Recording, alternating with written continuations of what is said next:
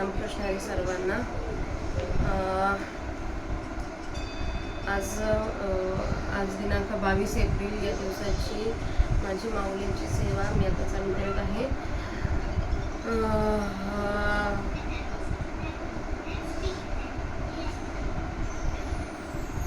वक्रतुंड महाकाय सूर्यकोटि समप्रभा निर्विघ्नं कुरु मे देव सर्वकार्येषु सर्वदा. अलंकापुरी पुण्यभूमी पवित्र विधिनादतो ज्ञान राजा सुपात्र तयाटविका महापुण्यराशी नमस्कार माझा ज्ञानेश्वरांकी. तर आपण आधी बघितलं होतं, अर्जुनाने परत श्रीकृष्णाला प्रश्न विचारला की आपण प्रश्न काय विचारलेला अर्जुनाने की आपण सर्व पाप चुकवण्याकरता प्रयत्न करतो, पण ते पाप आपल्याला परत बळजबरीने करावे लागते. तर त्याच्यासाठी आपण काय केले पाहिजे, म्हणजे अशा प्रकारे कर्माचा बळजबरीने करायला लागलेल्या कर्माचे आपण काय करायचे. तर त्याच्या श्रीकृष्ण भगवान उत्तर देतात. आता श्लोक क्रमांक 37 अध्याय 3 मधला श्लोक क्रमांक 37. काम एष श्री भगवान उवाच काम एष क्रोधेश रजो गुण समद्भुवा महाशनो महापाम इत्यधीनं महिवैरिणं तव हृदय कमळ आराम जो योगियांचा निष्काम काम तो म्हणत असे पुरुषोत्तम सांगे नाही ग. तरी हे काम क्रोध पाही जया ते कृपेची साठवण नाही. हे कृतांताचा ठाई मानिजती हे ज्ञानवदीचे भुजंग विषयदरांचे वाघ भीषण मार्गीचे मांग मारकजे. हे देह दुर्गेचे धोंड इंद्रियागामींचे कोंड यांचे व्यामोहाधिक बंड जगावरी. हे रजगुण मानसाचे समूळ सुरेचे धायपण यांचे अविद्या केले. हे रजासे की रझाले परियतामसी पडियते भले तेने निजपद या दिदले प्रमाद मोहे. हे मृत्यूच्या नगरी मानिजती निकिया परी जे जीविताचे वैरी म्हणूनिया. जयांसी भुकेली आमिषा हे विश्वन पुरेची धासा कुळवाडी यांची आशा चाळीत असे. कौतुके कळविता मुठी जिये 14 भुवने ते कुटी ते भ्रांती धिये धाकुटी वाली दुली. जे लोकत्रयाचे भातुके खेळताची खाय कौतिके तिच्या दासीपणाचे पिके तृष्णाजी. हे असो मोहे मानिजे यांते अहंकार घे पेदिजे. जेने जगा पुलेनी भोजे नाचवित असे. जेने सैत्याचा भोकसा काढिला मम अकृत्य तृणकुटा भरिला तो दंभू रुडविला जगी. साध्वी शांती नागविली मग माया मांगी शृंगारिली ते करवी विटाळविली साधू वृत्ते. हे विवेकाची त्राय फेडिली वैराग्याची खाली काढली जिती आमान मोडली उपशमाची. ही संतोष न खांडिले धैर्य दुर्ग पाडिले आनंद रोप सांडले उकडुनिया. ही बोधाची रोपे वृंचिली सुखाची लेपी पुसली जिव्हारी आगी सुदली तापत्रयाची. हे आगात पडले जीवाची आधी जळले परीना तुडती बसले ब्रह्मादिका. हे चैतन्याचे शेजारी वसती ज्ञानाच्या एकाहारी म्हणून प्रवर्तले महामारी सावरतीना. हे जळे विन बुडवती आगे विन जाळती न बोलता कवळती प्राणियते. हे शस्त्रे विन साधिती दोरे विन बाधिती ज्ञानियासी तरी वदती पैज घेऊनी. शिकले विन रोविती काशिके विन गोविती हे कवना जोगे न होती आतुंडपणे.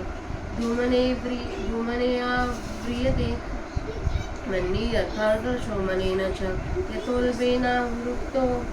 यथोल्बेना वृत्तो गर्भस्थता तेन दमावृतम्. जैसे चंदनाची मुळे येवसोनी वेगे पेव्याळी नातरी उल्बाचे ठोळे गर्भस्थासी. का प्रभावी न भानू धुमे विन हुताशनु जैसा दर्पणो न हिनो कहीच नसे. तैसे विना ऐकले आम्ही ज्ञान नाही देखिले जैसे कोडोनी पागुंतले बीज निपजे. आवृत्तम ज्ञान मेते ज्ञानिना नित्यवैरिणा आमरूपेण कौंतेये दुष्पुरेणानलेन च. तैसे ज्ञान तरी शुद्ध परीही असे प्रवृद्ध म्हणून ते आघात होऊन गेले.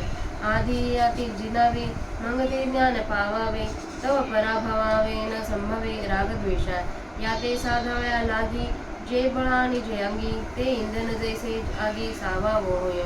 इंद्रियानी म्हणून बुद्धी रस्त्याधिष्ठान मुच्यते ऐतिर्व्यमोहतेश्च ज्ञानमावृत्त देहिनम् ऐसे उपाय कीजिती जे जे ते यासेच होती विरजे म्हणून या अटी येता जिनी जे ईची जगे ऐसी हाई साकडा बोला एक उपाय आहे भला तो करिता जरी आगळला तरी सांगेन तुझ तस्मात् त्वम् इंद्रियाणादो नियमा भरतर्षभ पापान प्रजिहेन्यम ज्ञान विज्ञान नाशनम याची पहिला कृता इंद्रिये येतोनी प्रवृत्ती कर्माते ये आधी निर्दाळवणी घालीत ये सर्व ठेवत इंद्रियाणी पराण्याहुरी इंद्रियेभ्यः परम मनः मनस्तुतो परा बुद्धिर्यो बुद्ध परस्ततु सहा मग मनाची धाव पारुशेल आणि बुद्धीची सोडवण होईल येतुकी थारा मोडेल या पापियांचा एवं बुद्धे परम बुद्धत्वा संस्तभ्यात्मानमात्मना जही शत्रुं महाभावो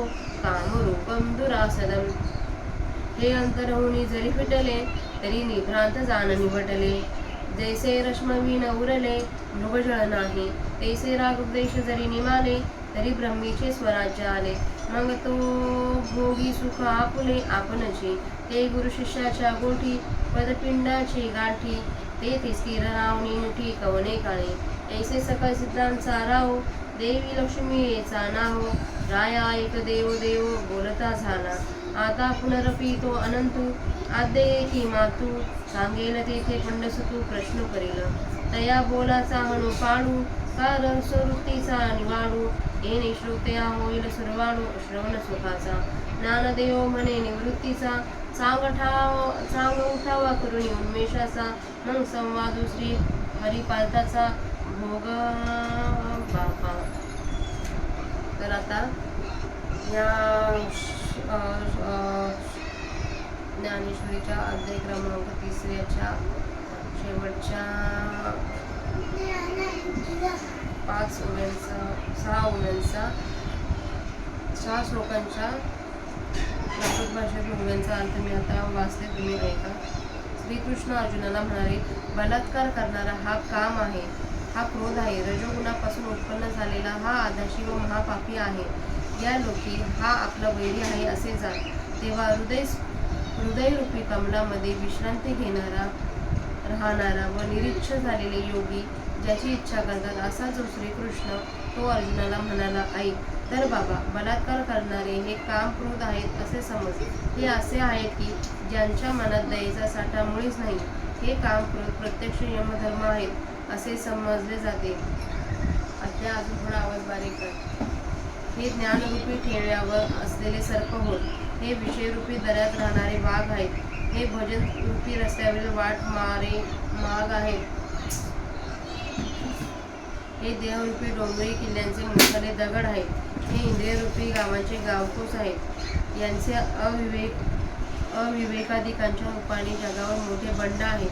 हे मनात असलेल्या रजोगुणाचे वळलेले आहेत व मुळापासूनच आसुरी संपत्तीचे आहेत. यांचे पालनपोषण अविद्येने केले आहे. जसे चंदनाच्या मुळीला साप वेढे घालून बसतात किंवा पोटात असणाऱ्या गर्भाला वेष्टांनाची गवसणी असते, अथवा प्रकाशापासून सूर्य, धुरापासून अग्नी किंवा मळाशिवाय असा कधीच नसतो, तसे या कामक्रोधाशिवाय एकटे असलेले ज्ञान आमच्या नजरेला आले नाही.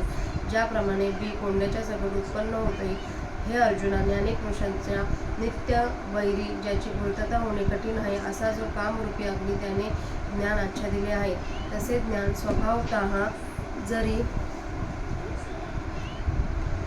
निर्लेप आहेत, परंतु ते या कामक्रोधाकडून पूर्ण आच्छादिलेले असते, म्हणून ते प्राप्त होण्याला कठीण होऊन राहिले आहे. अगोदर यांना जिंकावे आणि मग ज्ञानाची प्राप्ती करून घ्यावी. परंतु या कामक्रोधांचा तर पराभव होऊ शकत नाही. उलट यांचा नाश करण्याकरता जेवढे सामर्थ्य अंगात आणावे तेवढे अग्नीला ज्याप्रमाणे सरपण अधिक प्रज्वलित करण्यास कारण, त्याप्रमाणे त्यांना उलट सहाय्य करणारे आहे होते. इंद्रिये, मन व बुद्धी ही यांची आश्रयस्थाने आहेत असे म्हणतात. यांच्या इंद्रियाधिकांच्या योगाने अज्ञान आच्छादित करून प्राण्याला मोह पडतो. अशा रीतीने जे जे उपाय योजावेत ते सर्व या कामक्रोधांना सहाय्य करतात. म्हणून या जगात हेच हठयोगांना जिंकतात. असे हे कामक्रोध जिंकण्याला कठीण म्हटले तरी पण त्यास जिंकण्याचा एकमात्र चांगला उपाय आहे. तो जर तुझ्याकडून होईल तर पहा, तुला सांगतो. हे भरत श्रेष्ठ अर्जुना, म्हणून तू अगोदर इंद्रियांचे नियमन करून ज्ञान व विज्ञान यांचा नाश करणाऱ्या या पापरूपी कामाचा त्याग कर. तर यांचे पहिले आश्रयस्थान इंद्रिय आहेत आणि तेथूनच कर्माची प्रवृत्ती होते. तेव्हा अगोदर त्या इंद्रियांनाच आधी पूर्णपणे ठेचून टाक, नाश कर. इंद्रिय श्रेष्ठ आहेत असे म्हणतात. इंद्रियांपेक्षा मन श्रेष्ठ आहे, मनापेक्षा बुद्धी श्रेष्ठ आहे आणि बुद्धीपेक्षा तो काम श्रेष्ठ आहे. मग मनाचे धावणे थांबेल आणि बुद्धी मोकळी होईल. एवढे झाले म्हणजे या दृष्टांचा आश्रय नाहीसा होईल. अशा प्रकारे बुद्धीपेक्षा श्रेष्ठ असणाऱ्या कामाला जाणून मनाचे संयमन करून ज्याचे ठाणी जिंकण्यास कठीण अशा कामरूपी शत्रूला ठार कर. हे काम क्रोध अंतःकरणापासून पार गेले की ते निसंशय नाहीसे झाले असे समज. ज्याप्रमाणे सूर्यकिरणाशिवाय मृगजळ राहत नाही तसे काम क्रोध जर निशेष गेले तर ब्रह्मप्राप्तिरूप स्वराज्य मिळाले असे समज. मग तो पुरुष आपणच आपले सुख उपभोगितो. गुरु शिष्यांच्या संवादात येणाऱ्या विचाराने प्राप्त झालेली जीवन परमात्म्याची जी एकता, तिच्या ठिकाणी स्थिर होऊन तू कधी हालू नकोस. असे सर्व सिद्धांचा राजा, देवी लक्ष्मीचा पती व देवांचा देव जो श्रीकृष्ण तो म्हणाला, हे राजा धृतराष्ट्रा ऐक. असे संजय धृतराष्ट्राला म्हणाला. आता पुन्हा तो श्रीकृष्ण आणखी एक प्राचीन कथा सांगेल. त्यावेळी अर्जुन प्रश्न करेल. त्या प्रतिपादनाची योग्यता अथवा त्या प्रतिपादनात स्पष्ट अनुभवास येणारी शांतादी रस ह्या योगाने स्वतः श्रवण शोकाची रेलचेल होईल. निवृत्तीनाथांचे शिष्य ज्ञानदेव म्हणतात, बुद्धीला चांगले जागे करून मग बाबांना कृष्णार्जुनाच्या संवादाचा आनंद भोगा. अशा प्रकारे इथं अध्याय 3 याची समाप्ती होत आहे. इति श्रीमद्भगवद्गीतासु उपनिषत्सु ब्रह्मविद्यायां योगशास्त्रे श्रीकृष्ण अर्जुन संवादे कर्मयोगो नाम 2 अध्याय. श्लोक 43 ओव्या 276. ओम श्री सच्चिदानंदार्पणमस्तु.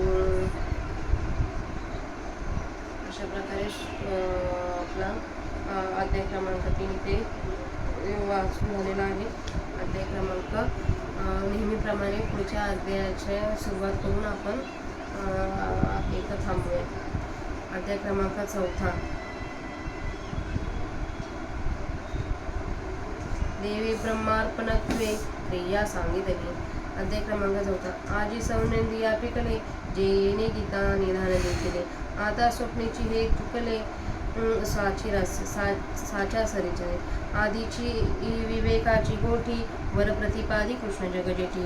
आणि भक्तिराजू किरटी परिसत असे. जैसा पंचमाला कुसुबंधू, की परिमळव आणि सुसंवादू. ते भला झाला विनवू कथे चाहिये. कैसे आगाईक देवाची, जे गंगा ओळली अमृताची. होका जपतपे श्रोतियांची फळा आली. आता इंद्रियाचा तागवे, की श्रवणाचे घर निघावे. मग संवाद सुखे भोगावे, गीताख्य आहे. आज श्रवणेंद्रियाला सुखाळ झाला, कारण गीतेसारखा ठेवा त्याला पाहावयास मिळाला. जसे काही स्वप्नच घर व्हावे तसे आता हे झाले आहे. अगोदरची ही विवेकाची कथा, त्यात तिचे प्रतिपादन जगात अत्यंत प्रतापशाली असे श्रीकृष्ण करीत असून भक्तांमध्ये श्रेष्ठ असणारा अर्जुन ते ऐकत आहे. ज्याप्रमाणे पंचम स्वर व सुवास किंवा सुवास व उत्तम रुची यांचा गोड मिलापाचा योग यावा, त्याप्रमाणे या कथेचा योग मोठ्या भरीचा जमला आहे. काय दैवाचा जोर पहा. ही अमृताची गंगा लाभली म्हणायची, किंवा श्रोत्यांची जपतपादी अनुष्ठाने या कथेच्या रूपाने फळास आणलीत आहे. आता एकूण एक इंद्रियांनी श्रवणेंद्रियाचा आश्रय करावा आणि मग गीता नावाच्या या संवादाचे सुख भोगावे. रामकृष्ण आणि सर्वांना. अशाप्रमाणे मी माझ्या जे काही माझं पेंडिंग राहिलं होतं वाचायचं, ते मी आज पूर्ण केलं आहे. आजचा भाग आजच्या दिवशी पूर्ण केला आहे. माऊलींना मनापासून सॉरी. धावत्या जगात कर्माच्या मागं लागलेल्या आमच्या सारख्या माणसाकडून बोललेलं घडत नाही, म्हणून मनापासून सॉरी माऊलींना. खरंच जे मी करते ते खूप मनापासून करते. मला या वाचण्यातून किती आकलन होईल माहीत नाही, पण मी वाचते.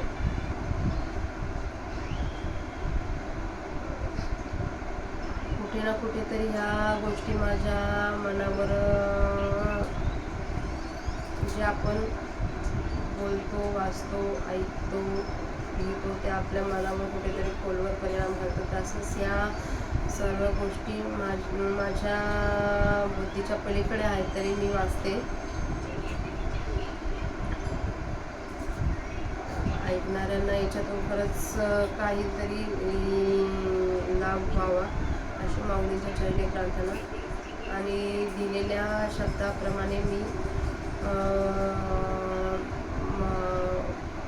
आज 22वा माझा रेकॉर्डिंग आणि माऊलींना दिलेल्या शब्द त्याप्रमाणे 22 मी ज्ञानेश्वरी आजपर्यंत वाचली. ती प्रत्येकी 30 ओव्यांप्रमाणे मागे पुढे झाल्या असतील त्यासाठी खरंच माऊलींना सॉरी. थँक्यू सो मच माऊली. आणि अजून एक की